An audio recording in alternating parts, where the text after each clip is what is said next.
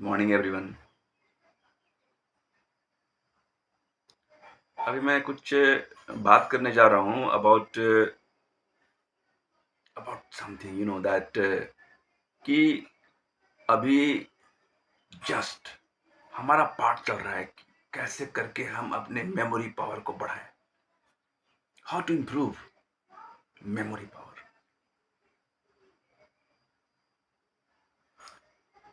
कभी कभी मुझे उन दिनों की याद आती है, पिछले समय की। मैं पहले भी कह चुका हूँ, कह रहा हूँ और हमेशा कहूँगा कि मेरी जितनी भी बातें हैं जिसे मैं आपके साथ शेयर कर रहा हूँ, वो मेरा अपना अनुभव है। मेरी सारी बातें मैं अपने अनुभव से कह रहा हूँ। चलिए, मैं उस वक़्त की बात करता हूँ जब मैं क्लास 10th में था। मेरा रोल नंबर मुझे अभी भी याद है, मैं देखा नहीं हूँ, 0409। 0409। उस वक़्त जब मेरा रिज़ल्ट आया था, उस वक़्त रिज़ल्ट जो है अखबार में प्रकाशित हो रहा था। जैसे ही आया एकदम एक होता है ना कि एक उत्साह, उमंग के साथ रिज़ल्ट को हम लोग ढूँढ रहे हैं इधर से। अरे इस पेपर में क्या है, उस पेपर में क्या आया है? तब दूर से किसी ने मतलब मुझे इशारा किया ऐसे करके, हाँ, फास्ट आ गए।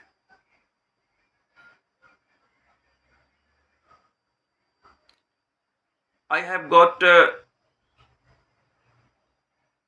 दैट मीन्स कि मैं टॉपर था, खूब मार्क्स था, पर अनुभव की कमी थी। बहुत खुश था, होना भी चाहिए, और मार्क्स आया है, खुश क्यों नहीं होंगे?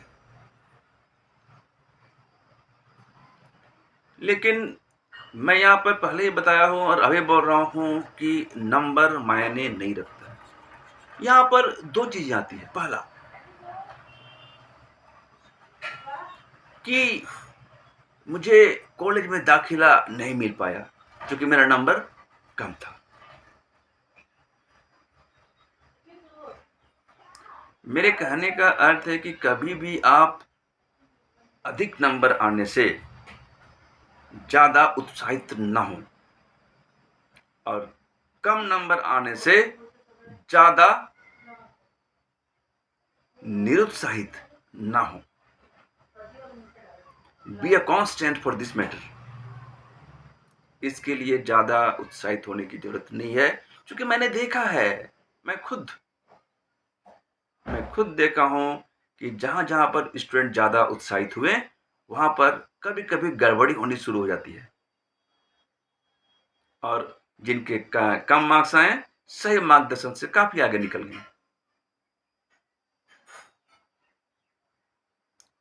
कभी इस बात का घमंड न करें कि आपके मार्क्स अच्छे आ गए हैं, क्योंकि मैंने पहले भी अपने वीडियोज में कहा है कि नंबर मायने नहीं रखता है। सर्टिफिकेट को झुलाते रहिएगा, लाइफ में कुछ काम नहीं आएगा। प्रैक्टिकल नॉलेज की जरूरत है, कैसे करना है। जिनके मार्क्स कम भी आए हैं, मैंने पहले भी कहा था, अब भी कह रहा हूं कि हाँ, जिनके मार्क्स कम आए हैं वो मुझसे मिले, मैं उन्हें बताऊंगा उनकी ताकत। मैं मिस्टर अनूप कुमार बताएगा उनको उनकी ताकत, कि वो क्या है, वो क्या कर सकते हैं। बात समझ रहे हैं? बिंदास रहे हैं। नंबर तो झक मार के पीछे आ गया। अभी तो सफर का इरादा किया है, अभी तो सफर का इरादा किया है, राइट। और जिनके बहुत ज्यादा मार्क्स आ गए हैं, बहुत ज्यादा उत्साहित ना हो, बी कांस्टेंट और स्ट्रेट वे में चलते चले जाएं, लाइफ में काफी आगे बढ़ जाइएगा। और जिनके कम मार्क्स आए हैं, सी मी। और जिनके अधिक मार्क्स भी आए हैं, सी मी। क्योंकि मैंने ऐसे बहुत सारे एग्ज़ाम्पल्स दिए हैं आपको कि हाँ भाई, जिनका मार्क्स बिल्कुल लोवेस्ट था और जिन्होंने मेरी उँगली नहीं छोड़ी, वो आज उनसे भी आगे निकल गया, जिनके मार्क्स बहुत हाई थे, और जिनके मार्क्स बहुत हाई थे, वो भी वहीं के वहीं रह गए। The power of practice. आप पहले भी मेरा पीपीपी मॉडल देखे होंगे, प्रैक्टिस, प्रैक्टिस, प्रैक्टिस। अब बोल रहे हो कि अनूप सर यहाँ पर बता रहे हैं कि मेमोरी बताएँ, उसमें पीपीपी पे का मॉडल क्यों ले आ रहे हैं? है यार, संबंध है इसका भी। इसका भी संबंध है। पीपीपी मॉडल का भी संबंध है इससे, मेमोरी का। आपकी मेमोरी को बढ़ाने के लिए भाई प्रैक्टिस की भी ज़रूरत पड़ती है कि अक्सर और बार-बार मैं ये कहा करता हूँ कि नंबर मायने नहीं रखता है। न एक बात आपने गहराई से सुनी होगी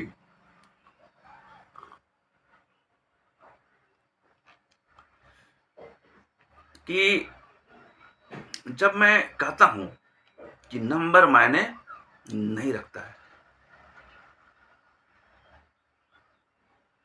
मैं ये नहीं कहता हूँ कि नंबर मायने नहीं रखता है, इसका अर्थ नंबर मत लाओ। मैंने ऐसा नहीं किया भाई। मैंने कहा है कि नंबर लाओ। क्यों नहीं लाओ? लाओ नंबर। नंबर भी आएगा और प्रैक्टिकल नॉलेज भी रखिए। लेकिन हाँ, घमंड मत रखिए। ये मत रखिए कि हम मतलब बहुत अच्छे हो गए, नंबर आ गया तो। जिंदगी में अगर कुछ सीखना है तो सबसे पहले सीखना है कि हम एक अच्छे इंसान बने। दुनिया में कोई भी चीज ऐसी नहीं जो असंभव हो। अगर किसी को निराशा हो रही है, मिले मुझसे। मैं कल की बात कर रहा हूँ। कल मुझे एक लड़का मिला था, सीए की तैयारी कर रहा था।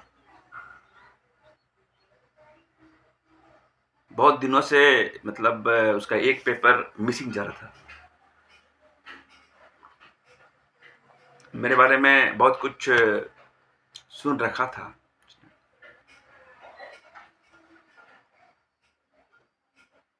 हमसे बात करने का अवसर मिला। बाद में मुझे मालूम चला कि अरे ये तो बहुत करीबी करीबी लड़का है, घर का ही।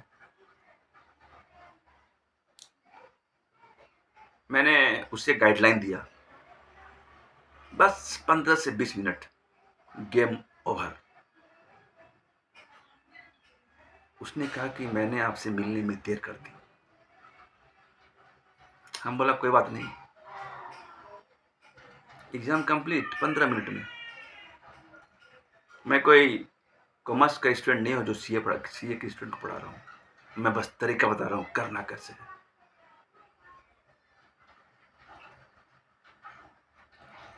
यहाँ पर मेमोरी पावर को बढ़ाने के लिए I am just giving the direction, you have to go. You are not a machine, you are just a human being. आप एक इंसान है, मशीन नहीं।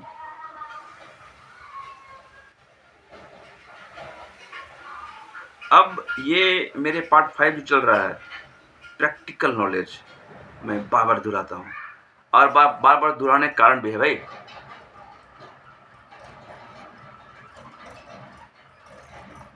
Practice, practice and practice.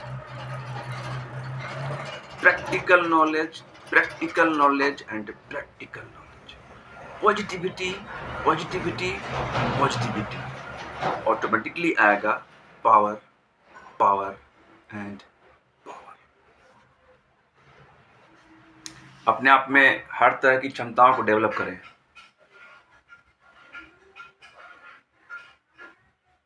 आप देखिएगा, धीरे धीरे आप आगे बढ़ते चले जाएंगे और आप जिंदगी की हर चीजों को सीखते चले जाएंगे।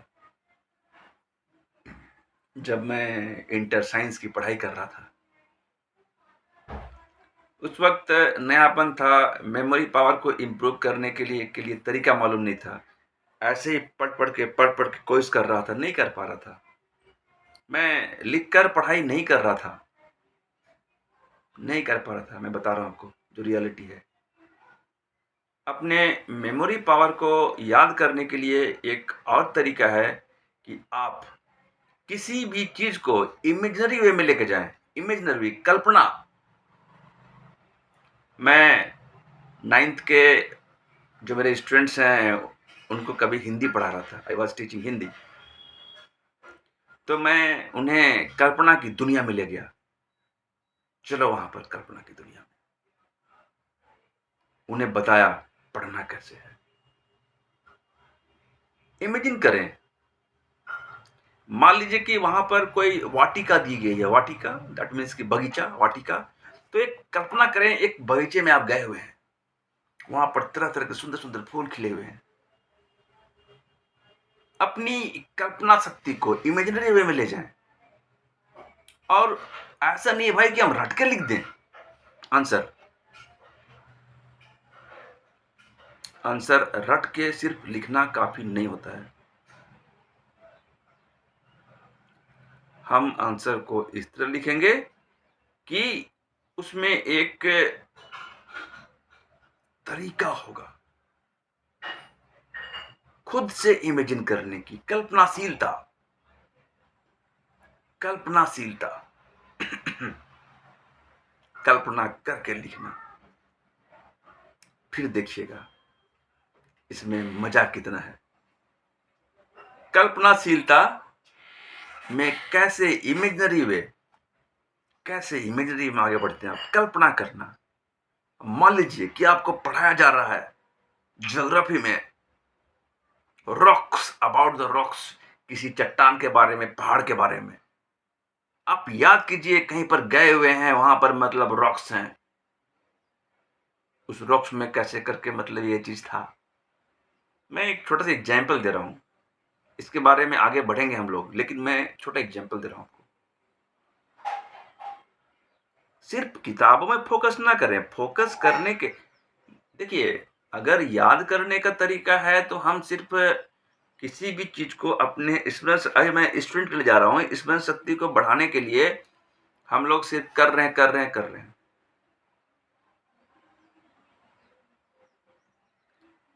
लेकिन बात सीधी सी है कि हम लोग को उसके लिए इमेजिनरी वे में आना पड़ेगा, कल्पना की दुनिया में आना पड़ेगा। अगर हिंदी में हम अगर मेघ, गर्जन, इन सब बातों को देखते हैं तो हमको मेघ का और गर्जन का याद करना पड़ेगा कि कैसे करके वर्षा होती है और मेघ गर्जन करते हैं। तब आएगी कल्पनाशीलता और तब हम हर कुछ समझ पाएंगे। मेरी बातें क्या आपको समझ में आ रही है? आई होप कि आ रही होगी। मान लीजिए कि हम कुछ कविता पढ़ रहे हैं,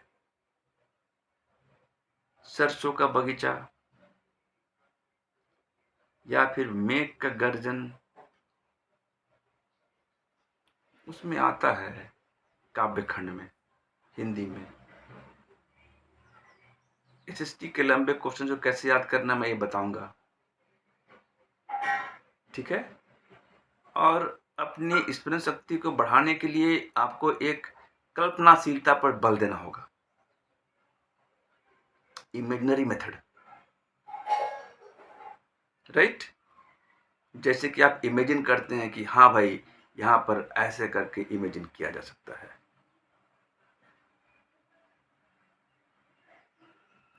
चलिए, मैंने आपको बता दिया कैसे इमेजिन करना है, हिंदी में कैसे इमेजिन करना है, ज्योग्राफी में इस तरह आ गया। कहीं पर वर्ल्ड वार हो रहा है तो थोड़ा वार का याद कर लीजिए, कुछ कुछ इमेजिन कीजिए, उसके बारे में विस्तृत वर्णन करूंगा। साइंस में याद करना है, उसके बारे में इमेजिन कीजिए। कंप्यूटर के बारे में भी इमेजिन कीजिए, इंग्लिश के बारे में इमेजिन कीजिए। कल्पनाशीलता जिससे आप सीखते जाइएगा। पर मैं यहाँ पर अंतिम बात बोल रहा हूँ और फिर से बोल रहा हूँ और हमेशा बोलता ही रहूँगा कि हर इंसान को ईश्वर ने एक कॉमन चीज़ दी है और वो है ब्रेन। ये कॉमन है, बस इसको यूज़ करने का तरीका अलग है। इसीलिए मैं कहना चाहूँगा कि जो कम नंबर जिनका आया है, वो निरुत्साहित ना हो और जिनका बहुत अच्छा मार्क्स आया है, वो लोग अति उत्साहित ना हों। क्योंकि मैंने अपने अनुभव से देखा है, ऐसा करने से गड़बड़ी होती है। गड़बड़ी। वंस अगेन नंबर मायने नहीं रखता है। हँसते रहिए, खुश रहिए, मुस्कुराते रहिए, कभी टेंशन मत लीजिए और बिंदास अपने काम को करते चले जाइए, अपने काम का मज़ा लें और ज़िंदगी में आगे बढ़ जाएँ। Thank you.